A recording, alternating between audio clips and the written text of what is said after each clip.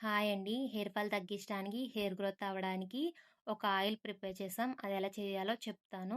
And ingredients quantity డిస్క్రిప్షన్‌లో పెడతాను చూడండి. కావాల్సినవి మందారాకులు, పువ్వులు, కరివేపాకు, ఉసిరి, కలబంద, తులసి ఇవన్నీ బాగా వాష్ చేసుకొని మిక్సీ జార్‌లో వేసుకోవాలి.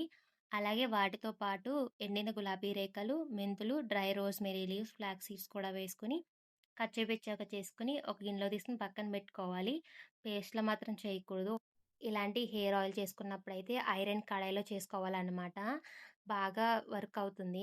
పెద్ద ఐరన్ కడాయి తీసుకొని 1 లీటర్ వరకు కొబ్బరి నూనె వేసుకోవాలి. ఓన్లీ కొబ్బరి నూనె. కొబ్బరి నూనె వేసుకున్న తర్వాత ఈ గ్రైండ్ చేసుకున్న పేస్ట్‌ని కూడా వేసుకొని ఒకసారి కలుపుకొని సిమ్‌లోనే పెట్టి మనం మరిగించుకోవాలి. హైలో పెట్టకూడదు. సిమ్‌లో పెట్టుకుంటే దాంట్లో ఉన్నయంతా దిగుతుందనమాట ఆయిల్‌లోకి. సిమ్‌లో పెట్టుకొని ఈ పేస్ట్ అంతా బ్లాక్ కలర్ వచ్చే వరకు బాగా మరిగించుకోవాలి.